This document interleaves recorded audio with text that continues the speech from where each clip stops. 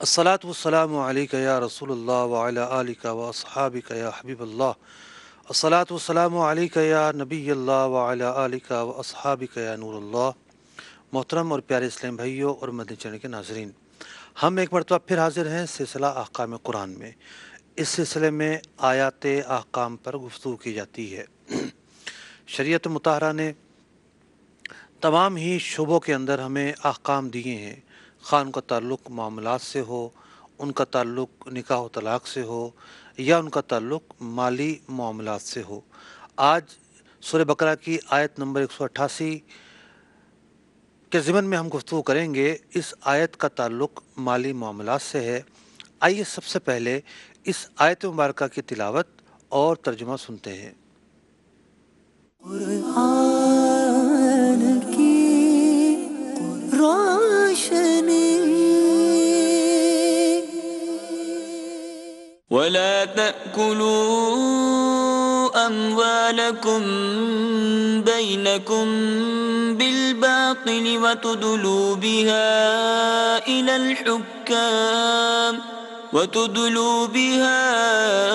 إلى الحكام لتأكلوا فريقا من أموال الناس بالإثم وأنتم تعلمون۔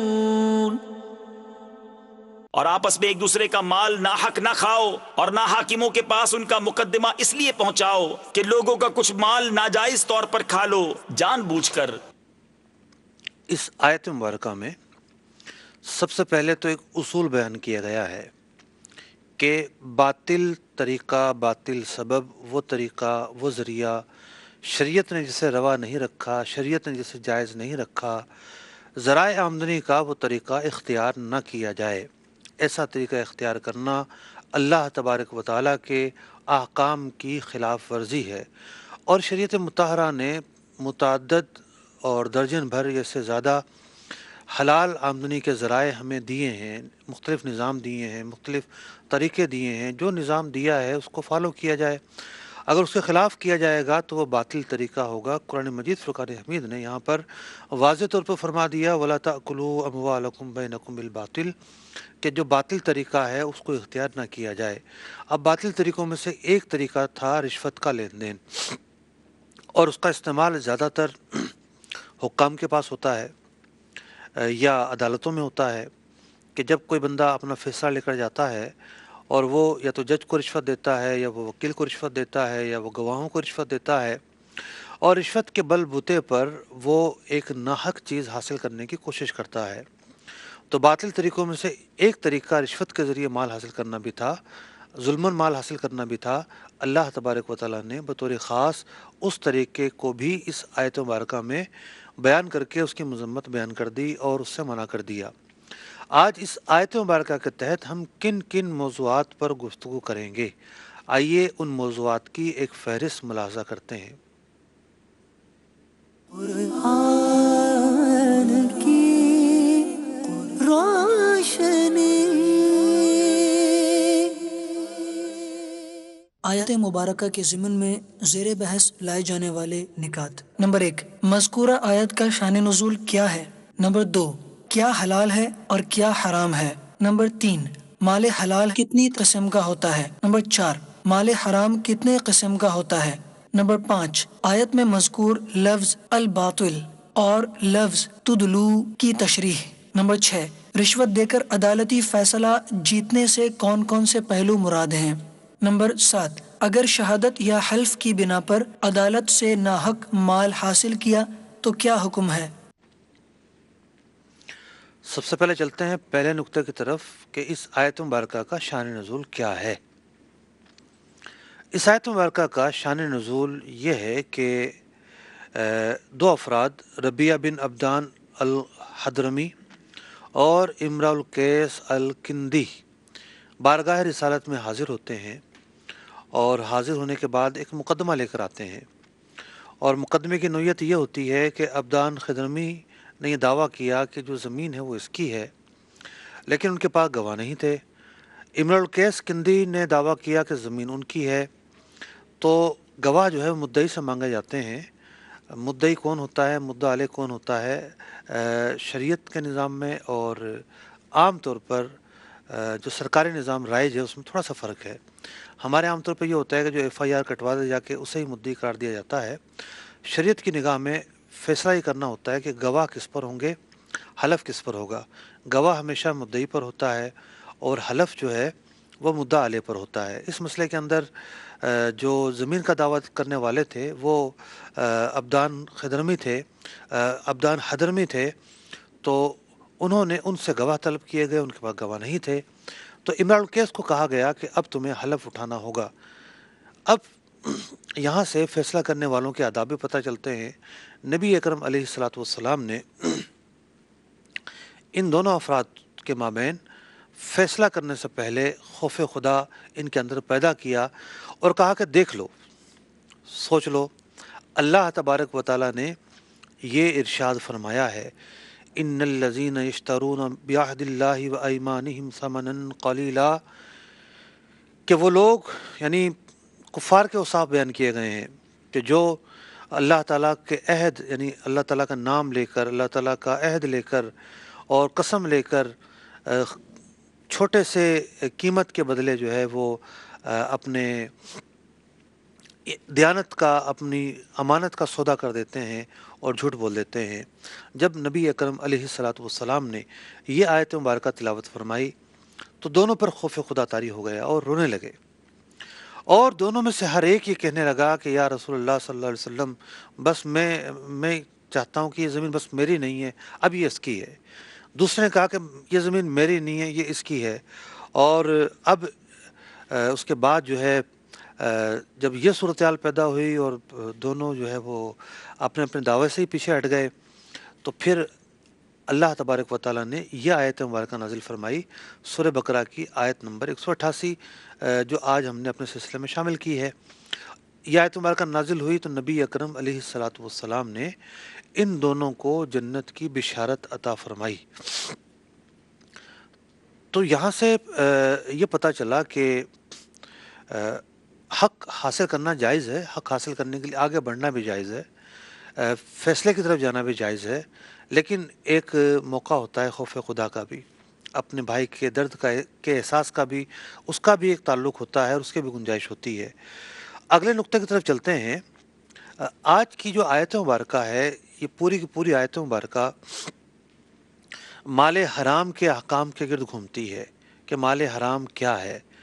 عربی کا ایک قاعدہ ہے، الاشیاء تعرف بازدادها، اشیاء جو ہے وہ اپنے ازداد سے، اپنی ضدوں سے جانی جاتی ہے۔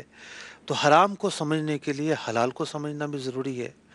اگر حلال کا ہی پتہ نہیں ہوگا تو حرام میں کسی وقت بھی بندہ پڑ سکتا ہے، تو حرام کے ساتھ ساتھ حلال کا جاننا بھی ضروری ہے۔ اب حلال کے جو ہے وہ ہماری زندگی کے اندر یوں کہہ لیجئے کہ 3 طرح کے پہلو ہیں، یعنی ہم جو کھاتے ہیں وہ حلال ہونا چاہیے، ہم جو استعمال کرتے ہیں وہ حلال ہونا چاہیے، اور جو ہمارے اسباب ہیں، ذرائع آمدنی ہیں، وہ حلال ہونے چاہیے۔ تو جو پہلا وہ ہے، پہلے جو قسم ہے، میں تھوڑی سی اس کی تفصیل بیان کر دیتا ہوں، اگرچہ کہ پہلی قسم اور دوسری قسم کا تعلق نہیں ہے۔ پہلے جو قسم ہے کہ جو ہم کھاتے ہیں وہ حلال ہونا ضروری ہے۔ تو روئے زمین پر 3 طرح کی چیزیں ہیں، یا یوں کہہ لیجیے کہ غالب طور پر 3 طرح کی چیزیں ہیں۔ ایک معدنیات ہیں، دوسری حیوانات ہیں، اور تیسری نباتات ہیں۔ معدنیات کے اندر اور نباتات کے اندر صرف 3 چیزیں دیکھی جائیں گی کہ کوئی بھی چیز ایسی نہ ہو جو انسانی عقل کو نقصان پہنچائے، یعنی جب نشہ آ جاتا ہے تو عقل کو نقصان پہنچتا ہے، انسانی صحت کو نقصان پہنچائے، اسے مطلب کہ امراض میں مبتلا کر دے، اس کے کھانے سے پیٹ خراب ہو جائے، اس کے کھانے سے بلڈ پریشر بڑھ جائے، اس کے کھانے سے کوئی اور موذی مرض کے پیدا ہونے کا ظن غالب ہو۔ تیسری چیز ہے کہ انسان اس سے مر جائے، جیسے زہر ہے، زہر نباتات میں ہی ہوتا ہے زہر۔ تو جتنی بھی معدنیات ہیں، جتنی بھی نباتات ہیں، اس کے اندر اصول یہ ہے کہ اگر تو کوئی خارجی سبب پایا جاتا ہے جو انسان کی صحت پر اثر انداز ہوتا ہے، عقل پر اثر انداز ہوتا ہے، یا انسان کی حیات پر اثر انداز ہوتا ہے، تو اس کا استعمال جائز نہیں ہوگا۔ यही वजह है कि मट्टी खाना, राख खाना, आग खाना, इनका खाना हलाल नहीं है, क्योंकि ये लाजमी तौर पर इंसानी सेहत के लिए मुज़िर है। जहर खाना हलाल नहीं है, इंसानी सेहत के लिए मुज़िर है। इसी तरीके से नबातात में से वो चीज़ें कि जो अक़ल को मुतासिर करती हैं, यानी उनमें नशा होता है, नशे के लिए इस्तेमाल की जाती हैं। तो जैसा कि कोई अफ़यून नशे के लिए इस्तेमाल करे, भंग नशे के लिए इस्तेमाल करे, तो इसका इस्तेमाल करना हराम होगा। तो मादनियात के अंदर हराम होने की, नबातात के अंदर हराम होने की कोई और ख़ारिजी वजह नहीं है। ये तीन असबाब अगर पाए जाएं तो ऐसी चीज़ों को हराम कर दिया जाएगा, वरना शरीयत ने किसी नबातात को, किसी जड़ी बूटी को हराम करार नहीं दिया, किसी सब्ज़ी को, किसी फल को हराम करार नहीं दिया। और मादनियात में से भी ये पहलू मौजूद हैं, और जहाँ मतलब कि नुकसान ना होता हो, इजाज़त भी दी है। जैसा कि हम आमतौर पर पान में चूना खाया जाता है, चूना मादनियात की किस्म है, लेकिन थोड़ा खाने में नुकसान नहीं होता, ना इसमें कोई नशे का पहलू है, तो इसलिए इसके खाने को कभी भी फ़ुक़हा ने हराम नहीं कहा। नबातात के अंदर तम्बाकू है, तम्बाकू खाया जाता है कलील मिकदार में, जिनकी जो आदत होती है उससे कोई बड़ा नुकसान नहीं पहुंचता। यानी जिसको तीन जो चीज़ें हैं उसके दायरे में ये चीज़ें नहीं आती, जो नहीं आती वो हलाल रहेंगी, जो आ जाएंगी वो हराम हो जाएंगी। तो ये तो वो चीज़ें थी जिनका ताल्लुक़ खाने से था। बहुत सारी चीज़ें ऐसी हैं जिनका ताल्लुक़ इस्तेमाल करने से है। अब जैसे मर्द के लिए जो है वो सोना चांदी हराम है, औरत के लिए हराम नहीं है। मर्द किस तरह के कपड़े पहनेगा, किस तरह का नहीं पहनेगा, तो ये इस्तेमाल के ताल्लुक़ से एक जुदागाना बहस है। मतलब कि आज के मौज़ू में इसका ज़ाब्ता बयान करना मुश्किल है। तीसरी चीज़ आ जाती है ज़राए आमदनी। तो खाने के ताल्लुक़ से मैंने आपके सामने एक ज़ाब्ता बयान किया कि क्या हलाल है और क्या हराम है। तीन तरह की चीज़ें बयान की, उसमें से दो चीज़ें बयान हुई। पहली चीज़ मादनियात, दूसरी चीज़ नबातात, तीसरी चीज़ रह गई। तीसरी चीज़ है हैवानात। अब हैवानात के अंदर वो जानवर जो ज़ी नाब होते हैं, नाब कहते हैं उन केलों को, यानी आपने देखा होगा कुत्ता, उसके दो अलग से यूँ दांत निकले होते हैं, ठीक है ना।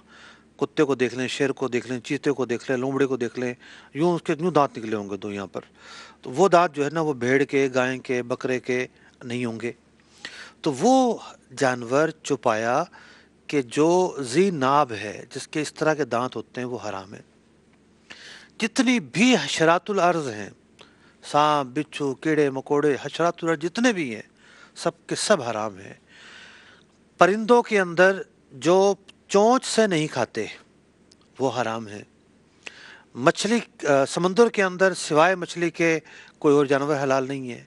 तो हैवानात का ज़ाब्ता ये ठहरा कि ज़ीनाब जानवर हलाल नहीं है, जो चोंच से नहीं खाते वो हलाल नहीं है, हशरातुल अर्द हलाल नहीं है, समुद्री सी फूड के अंदर जो है सिवाय मछली के कोई और जो जानवर है वो हलाल नहीं है। तो ये जानवरों के ताल्लुक़ से मैंने हुक्म बयान कर दिया। तो क्या हलाल है, क्या हराम है, माकुलात के ताल्लुक़ से मैंने अर्ज़ किया। अब चलते हैं अगले नुक्ते की तरफ। ज़राए आमदनी।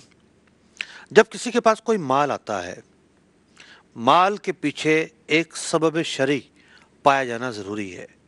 ऐसा तरीका पाया जाना ज़रूरी है कि शरीयत ने जिसको हलाल करार दिया है, अगर ऐसा तरीका पाया जाएगा कि शरीयत ने उसको हलाल करार दिया है, तो वो तरीका ठीक होगा, हलाल होगा, वो ज़रिया आमदनी हलाल कहलाएगा। माले हराम के कितने असबाब हैं? मैं 5 मरकज़ी सबब आपके सामने बयान करता हूँ कि अगर इन असबाब से माल हासिल होता है तो वो माल हलाल है। पहला सबब है कुछ चीज़ों पर सिर्फ कब्ज़ा कर लेना मिल्कियत का फ़ायदा देता है। मालिक बनने के बाद बंदा सफ़ेद का मालिक हो जाता है, जिस तरह चाहे उसको खर्च करे। हर चीज़ पर कब्ज़ा मिल्कियत का फ़ायदा नहीं देता। कुछ चीज़ों पर, वो चीज़ें जो मिल्के गैर से खाली होती हैं, जो मुबाह होती हैं, उसके अंदर जंगल का घास हो गया, यानी सरकारी जो चरागाहें होती हैं उसका घास है, किसी ने जाकर काटा और कब्ज़ा कर लिया, उसकी मिल्कियत में आ जाएगा, इसके लिए ये हलाल है। जंगल की जो लकड़ियां हैं, सरकारी जो चरागाह पे लकड़ियां होती हैं, कानून अगर ना रोकता हो, मतलब कानून आमतौर पर दरख्तों से रोकता है, लेकिन जो छोटी छोटी लकड़ियां होती हैं, कांटेदार लकड़ियां होती हैं, झाड़ पौंजे जो होते हैं, इनसे नहीं रोकता। तो इस तरह की जो लकड़ियां हैं, जो भी काटेगा उसकी मिल्कियत में आ जाएंगी। नहर जारी है और नहर बह रही है, जिसने भी उससे पानी भर लिया उसकी मिल्कियत में आ जाएगा। जिसने भी जाल डाला, मछलियाँ आ गई, उसकी मिल्कियत में आ जाएगा। तो एक कुछ चीज़ें वो हैं जो फ़ी नफ्सी ही मुबाह हैं, जो भी उसे इस्तेमाल करेगा और अपने कब्ज़े में लेगा, किसी बर्तन में ले लेगा, अपने कब्ज़े में ले लेगा, तो उसकी मिल्कियत में आ जाएंगी और उसके लिए वो हलाल हो जाएंगी। तो कुछ चीज़ों में कब्ज़ा जो है वो सबब हिल्लत है, हलाल होने का सबब है। दूसरा सबब है, कुफ़ार से मुसलमानों की जंग हो रही है और बतौर गलबा, तगल्लुब के बाद जो उनके माल व असबाब हासिल होंगे उन्हें माल गनीमत का नाम दिया जाता है, और वो मुसलमानों पर हलाल होंगे और उसकी मिल्कियत जो है वो साबित होगी, और जो भी सिपह सालार है वो फिर तकसीम करेगा, उसके पूरे हिस्से होंगे, इसके इतने हिस्से हैं, इसके इतने हिस्से, इसके इतने हिस्से हैं। तो इस तरीके से ये एक ऐसा सबब है कि जो आमतौर पर नहीं पाया जाता, बड़ा ख़ास सबब है। ऐसे अगर मौक़े आएँ तो ये एक सबब शरीयत ने रखा है। बहरहाल तीसरा सबब ये है कि मालिक की रज़ामंदी से,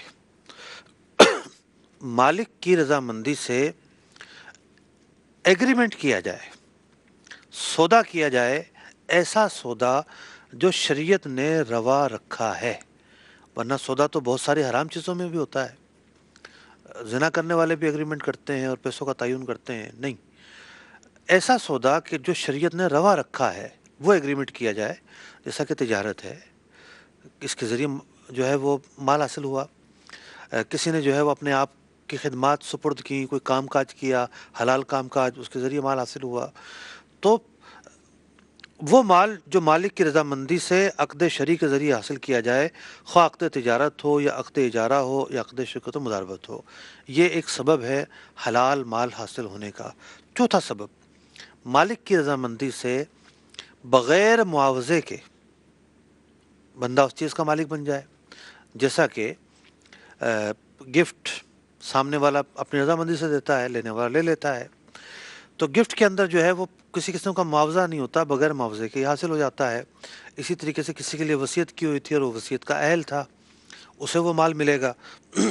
इसी इसी तरीके से सदक़ात हैं, अगर कोई किसी को बतौर सदका देता है तो सदक़ात नाफिला होते हैं, तो उसके लिए तो गनी या फ़कीर होने की कोई कैद नहीं है, हर एक ले सकता है। सदक़ात वाजिबा जो है वो सिर्फ़ शरीफ फ़कीर लेगा।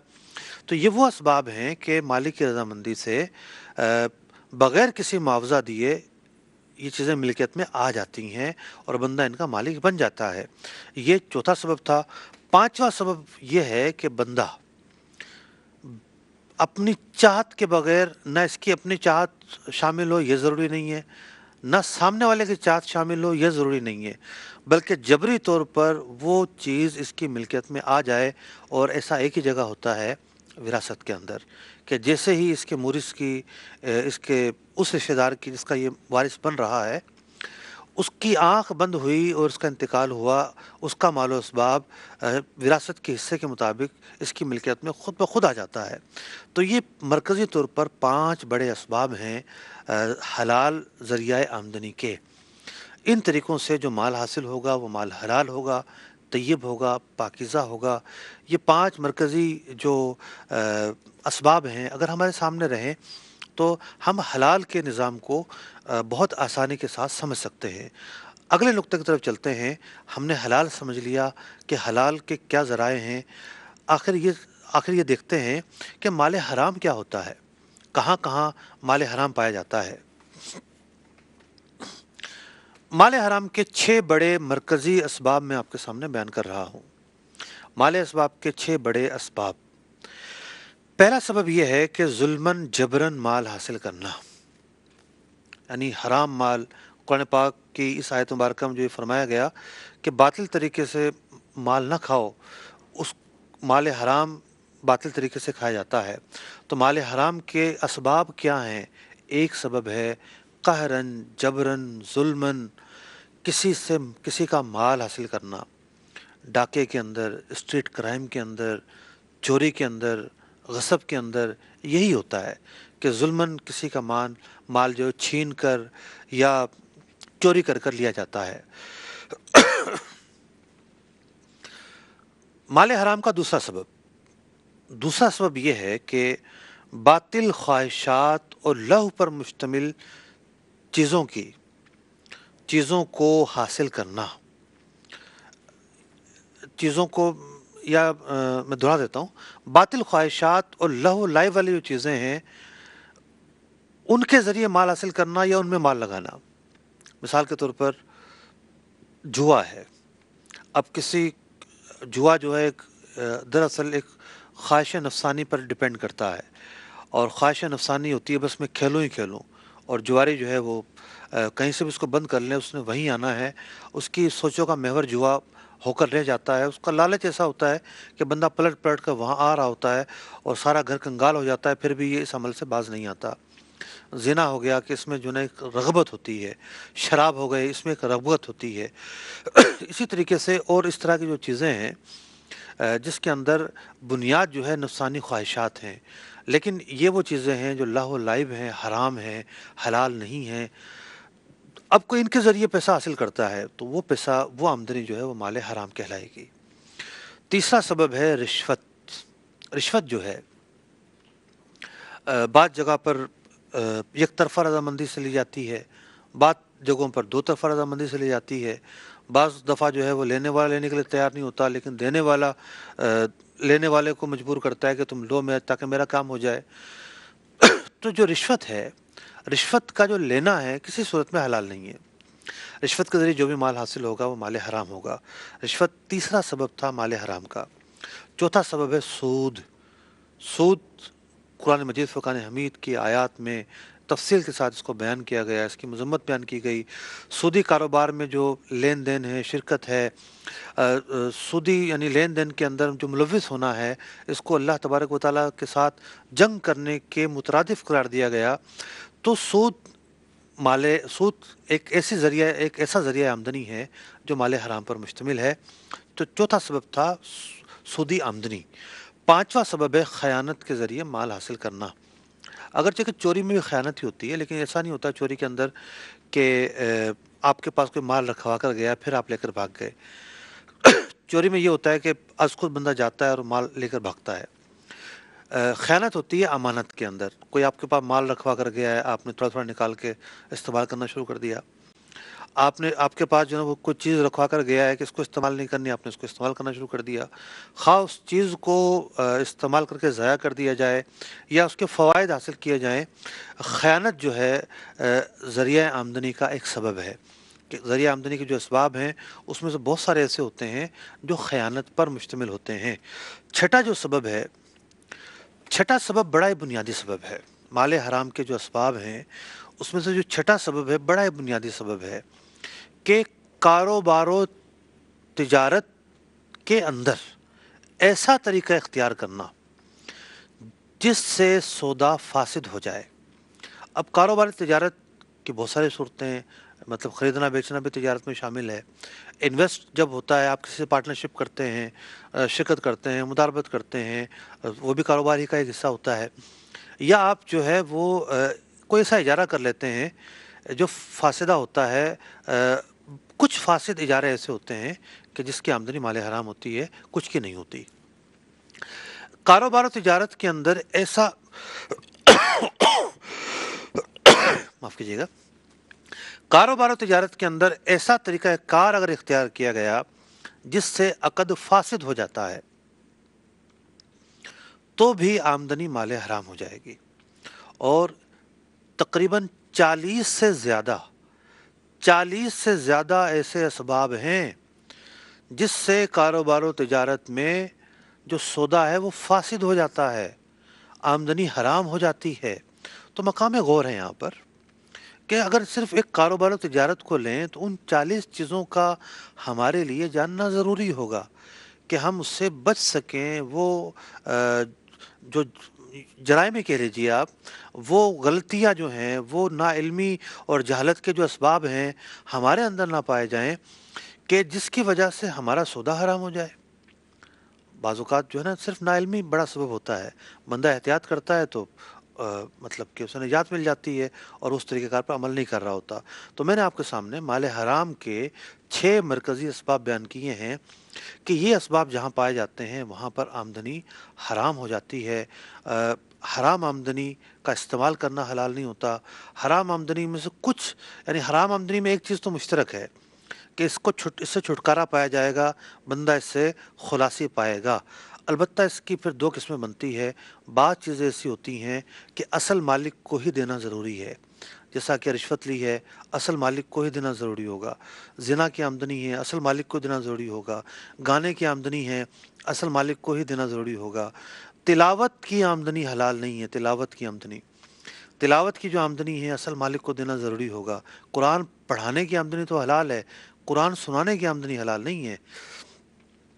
لیکن کچھ چیزیں ایسی ہیں کہ جس کے اندر اصل مالک کو لوٹانا ضروری نہیں ہے، بلکہ بغیر ثواب کی نیت کے صدقہ کرنا کافی ہوتا ہے۔ تو مال حرام کے 6 اسباب بیان کیے، لیکن یہ 6 اسباب تو یوں کہہ لیجئے کہ ایک بہت بڑی عمارت میں نظر آنے والی 6 کھڑکیاں ہیں جو دکھا رہی ہیں کہ اس عمارت کے اندر کچھ نہ کچھ ہے۔ جب اس عمارت میں داخل ہوں گے تو پوری تفصیل ہے، پورشنز ہیں، مختلف حصے ہیں، ہر حصے کو جدا گانا سمجھنا شرعی اعتبار سے حلال طریقے سے زندگی گزارنے کے لیے ضروری ہے۔ اگلے نقطے کی طرف چلتے ہیں۔ اس آیت مبارکہ میں اللہ تبارک و تعالیٰ نے یہ ارشاد فرمایا کہ لا تأکلوا اموالکم بینکم بالباطل، باطل طریقے سے مال نہ کھاؤ۔ تو باطل ہوتا کیا ہے؟ باطل طریقہ کسے کہتے ہیں؟ جو باطل طریقہ ہوتا ہے یعنی باطل کا معنی ہوتا ہے کل عدم، جس کی کوئی حیثیت ہی نہیں ہے، جس کی کوئی اہمیت ہی نہیں ہے۔ اور لفظ باطل جو ہے قرآن مجید فرقان حمید میں کئی مواقع پر مختلف معنی میں استعمال ہوتا ہے، اور یہاں مطلب یہ ہے کہ مطلب ایک کل عدم طریقہ، ایک ایسا طریقہ جس کی کوئی گنجائش نہیں ہے، یا دوسرے الفاظ میں آپ یہ کہہ لیجئے ایک حرام طریقہ، ایک ایسا طریقہ جس کا نتیجہ حرام پر نکلتا ہو۔ اگر مال حرام ہے تو اس کا پہننا، اس کا استعمال کرنا، اس کا کھانا، اس سے فوائد اٹھانا، یہ سب چیزیں حرام ہو جاتی ہیں۔ تو باطل مال جو ہے مال حرام کو جنم لیتا ہے، اور مال حرام مسلمان کے لیے حلال نہیں ہے۔ آیت مبارکہ کے اگلے حصے میں فرمایا گیا وَتُدْلُوا بِهَا إِلَى الْحُكَّامِ، یہ تاکلو پر عطف ہے، یعنی نہ ہی ایسا کرو، لا اس پر بھی داخل ہے، نہ ہی ایسا کرو کہ تم لے کر جاؤ مقدمہ۔ عربی میں لفظ دلون ڈول کو کہتے ہیں، جس کو رسی ڈال کے کنویں میں چھوڑا جاتا ہے۔ تو اس لفظ دلون سے یہ تدلو لفظ جو ہے وہ نکلا ہے، اور معنی یہ ہے کہ تم رشوت کو واسطہ پکڑو، جس طرح ڈول کنویں میں ڈالنے کے لیے رسی کو واسطہ پکڑا جاتا ہے، رشوت کا معنی بھی اسی رسی سے نکلا ہے۔ تو تم وہ ڈول والا معاملہ نہ کرو، اور ایسا طریقہ اختیار نہ کرو کہ رشوت کو بنیاد بنا کر حکام کے پاس جاؤ، رشوت دو، اور اپنے حق میں عدالتی فیصلہ کرواؤ، اب گواہوں کو خریدو، جج کو خریدو، غلط رپورٹیں بنواؤ، اس کی بنیاد پر جو ہے وہ وکیل مقدمہ لڑے، اور بنیاد رشوت ہو۔ تو دلون یا تدلو جو ہے اس کا یہاں کیا معنی بنتا ہے لغوی طور پر، اور کیا ایک مناسبت ہے، میں نے ایک تفنن کے طور پر مختصر الفاظ میں آپ کے سامنے بیان کیا۔ اگلے نقطے کی طرف چلتے ہیں۔ اس آیت مبارکہ میں فرمایا گیا کہ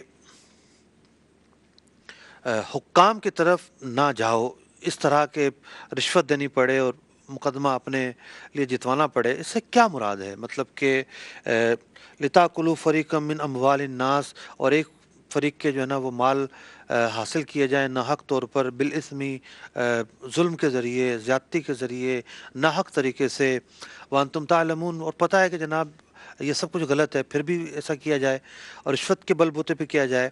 تو ایک عدالتی فیصلے کے اندر یا کوئی مال حاصل کرنے کے لیے یہاں کس کو رشوت دینا مراد ہے، اور یہاں کس کو رشوت دینے کی بات ہو رہی ہے؟ تو مفسرین نے لکھا کہ یہاں جو بھی ممکنہ صورتیں ہیں، یہ آیت مبارکہ ان تمام ممکنہ صورتوں کو شامل ہے۔ کوئی جج کو رشوت دیتا ہے اور غلط فیصلہ کرواتا ہے، اس کو بھی شامل ہے۔ کوئی گواہ کو رشوت دیتا ہے اور मुकदमा जो है वो अपने हक में करवाता है, उसको भी शामिल है। कोई जो है वो आजकल तो ज़माना रिपोर्टों का है, मिसाल के तौर पे कोई ज़ख्मी हो जाता है तो मेडिकल रिपोर्ट बनती है।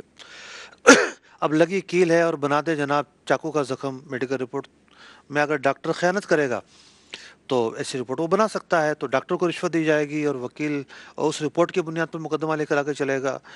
तो इस पूरे निज़ाम के अंदर जो अफराद गलत करते हैं, रिश्वत की बुनियाद पर, पैसों की बुनियाद पर नाहक फैसला करवाते हैं और नाहक फैसले के ज़रिए उस माल के मालिक बनते हैं जिस माल का कोई इस्तेहकाक नहीं था, तो यह आयत मुबारका उन तमाम करैक्टर्स की मज़म्मत कर रही है, उन तमाम अफराद की मज़म्मत बयान कर रही है कि वो जो ऐसा करेंगे वो अपने आप अपने पेट को जो है वो जहन्नुम की आग से भरेंगे। अल्लाह तबारक व तआला ने माल हराम से बचने के कई जगह पर अहकाम दिए हैं। एक जगह इरशाद होता है या अय्युहल्लज़ीना आमनू ला ताकुलू अमवालकुम बैनकुम बिल बातिल, बातिल तरीके से माल ना खाओ, इल्ला अन तकूना तिजारतन अन तरादिम मिनकुम, तिजारत के ज़रिए खाओ, तिजारत तरीक़ा हलाल है। एक और जगह फरमाया गया इन्नल्लज़ीना याकुलूना अमवालल यतामा ज़ुल्मा, जुल्म के ज़रिए जो यतीमों के माल हासिल करते हैं, उनकी जायदादें हासिल करते हैं, इन्नमा याकुलूना फ़ी बुतूनिहिम नारा, अपने पेटों में जहन्नुम की आग को भर रहे होते हैं।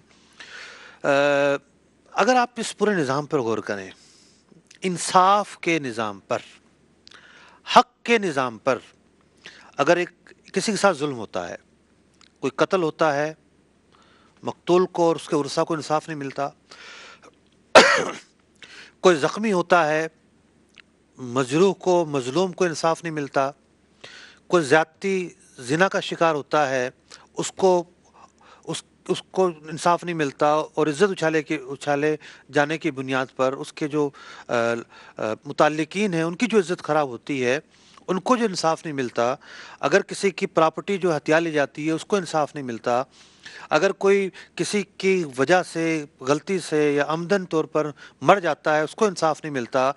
आज अगर इंसाफ की राह में कोई चीज़ रुकावट है तो वो सिर्फ़ और सिर्फ रिश्वत है। रिश्वत इंसाफ की राह में रुकावट है, रिश्वत हक लेने में रुकावट है, रिश्वत मजलूम को उसका हक दिलाने में रुकावट है, सबसे बड़ी रुकावट है। आज एक पुलिस वाला, एक वकील, एक डॉक्टर, एक जज, एक रजिस्ट्रार, अदालती अमला और जहाँ जहाँ जिसका बन पड़ता है, सब लोग ऐसे नहीं हैं, लेकिन जहाँ इंसाफ का गला घोटा जा रहा है, जहाँ इंसाफ का, जहाँ हक का, जहाँ हुकूक की पामाली की जा रही है, उसका मुहर्रिक, उसका सबब, उसकी चमक सिर्फ़ और सिर्फ माल है, जिसको शरीयत ने रिश्वत का नाम दिया है। तो रिश्वत हमारे माशरे में पाया जाने वाला एक बहुत बड़ा नासूर है।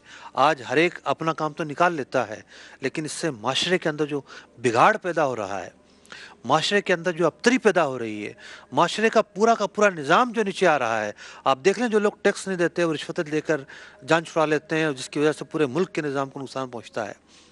जहाँ जहाँ जिस मरहले पर हुकूक की पामाली होती है, लोग स्कूलों के अंदर जो है पढ़ाने नहीं जाते, पूरे साल बच्चे जो है वो आकर चले जाते हैं। क्यों? अफसरान बाला को रिश्वत देते हैं, तनख्वाह का कुछ हिस्सा देते हैं, घर बैठकर काम चला रहे होते हैं। तो रिश्वत हमारे मुल्क को नासूर बनकर चाट रहा है, दीमक की तरह खोखला कर रहा है हमारी बुनियादों को। अगर हमने इस निज़ाम को ख़ुद ख़त्म ना किया और इसकी जो शर्अंगेज़ी है उसको ना समझा कि ये आखिरत में हमारे लिए नुकसानदेह है, ये माल हराम है, हम जिससे रिश्वत लेते हैं ये तौबा से माफ़ नहीं होगा। सिर्फ तौबा तो करनी है, पहला मरहला है। सिर्फ सदका करने से माफ़ नहीं होगा, जिससे लिया है उसको लौटाना ज़रूरी होगा।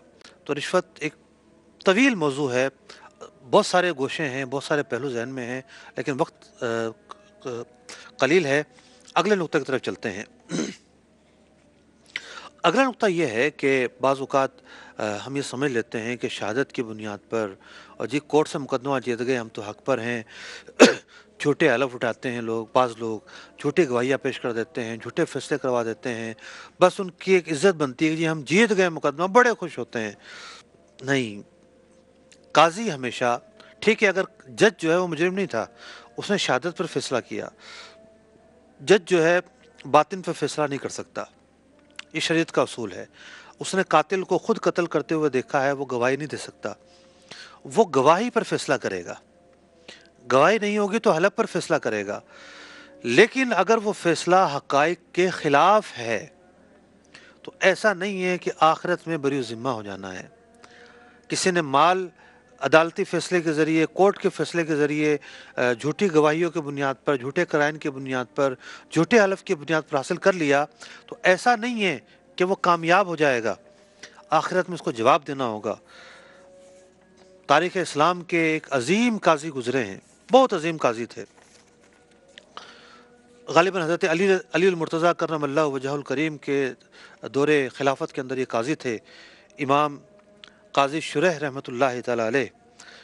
یہ جب فیصلہ کرتے تھے تو کہتے تھے انی لاقضی لک و انی لاظنک ظالما، میری رائے یہ ہے، نہیں بات فیصلوں پہ ہی کہتے تھے، میں نے فیصلہ تو کر دیا ہے لیکن میں سمجھتا ہوں کہ تم ظالم آدمی ہو، تم نے جھوٹے طریقے سے فیصلہ تو کروا لیا ہے، گواہوں پر جرح ہو گئی، جتنی کرنی تھی کر لی، لیکن ولیکن لا یسانی ان اقضی بما یحضرنی من البینہ ان قضائی لا یحل لک حراما، میری قضا حلال کو حرام قرار نہیں دے گی۔ امام قتادہ رحمۃ اللہ تعالی علیہ فرماتے تھے لا تدلوا بمال اخیک الی الحاکم وانت تعلم انک ظالم فان قضاءہ لا یحل حراما، قضا عدالتی فیصلہ حرام کو حلال قرار نہیں دے سکتا، گواہوں کی بنیاد پر فیصلہ ہونا ہے۔ یہاں اگر کمی بیشی ہو گئی، جو بھی کچھ ہوا فیصلہ ٹھیک تھا لیکن بنیاد اس کی غلط ثابت ہو سکتی ہے، گواہ بکتے ہیں، بہت ساری چیزیں ہو سکتی ہیں، لیکن اس سے یہ نہ سمجھا جائے کہ یہ ہمارا حق ہو گیا، جو مال ہم نے حاصل کیا یہ ہمارے حلال ہو گیا، جو مال ہم نے لیا وہ ہم اس کے مالک و مختار ہیں۔ نبی اکرم علیہ الصلوۃ والسلام نے ارشاد فرمایا لا یحل لامرئ ان یاخذ مال اخیہ بغیر حقہ، بغیر حق کے اس کا مال لینا جائز نہیں ہے۔ ذالک لما حرم اللہ مال المسلم علی المسلم، اللہ تعالیٰ نے مسلمان کے مال کو حرام قرار دیا ہے، نہ حق لینا حرام ہے، حق کے ساتھ لینا ہوگا۔ ایک اور حدیث میں فرمایا گیا ان دماءکم و اموالکم و اعراضکم علیکم حرام، ایک دوسرے کی کہ خون، اموال، عزتیں تم پر حرام ہیں، ان کا تحفظ کرنا ضروری ہے۔ تو دین تحفظ دیتا ہے، دین حقوق قائم کرتا ہے، دین حقوق کے پورا کرنے کا درس دیتا ہے، دین حقوق کی پاسداری کی اہمیت سکھاتا ہے، دین کے ساتھ جڑے رہنے میں ہی کامیابی ہے۔ میں 2 دن پہلے پڑھ رہا تھا اخبار کے اندر انٹرنیٹ پر کہ لاہور سے ایک رپورٹ شائع ہوئی ہے، کوئی سروے ہوا ہوگا کہ لوگ ذہنی اذیت کا شکار ہیں، اس کے 2 اسباب ہیں، ایک بے روزگاری، دوسرا دین سے دوری۔ جب دین سے دوری ہوتی ہے، حقوق کی پامالی ہو جاتی ہے، صحیح اور غلط کا فرق نہیں رہتا، سفید و سیاہ کا فرق نہیں رہتا، حلال و حرام کا فرق نہیں رہتا، تو پھر بندہ وحشیوں کی طرح زندگی گزارتا ہے، پھر اسے روحانیت کہاں سے آئے گی، اس کے اندر اطمینان کہاں سے آئے گا، اس کے اندر سکون کہاں سے آئے گا، اس کے اندر وقار کہاں سے آئے گا، اس کے اندر قرار کہاں سے آئے گا، پھر بے چینی ہوگی، بے قراری ہوگی اور اضطراب ہوگا اور نیند نہیں آئے گی اور 100 طرح کے مسائل ہوں گے۔ سکون چاہیے تو شریعت پر عمل کرنا ہوگا۔ اللہ تبارک و تعالی عمل کی توفیق عطا فرمائے، آمین بجاہ النبی الامین صلی اللہ تعالی علیہ وسلم۔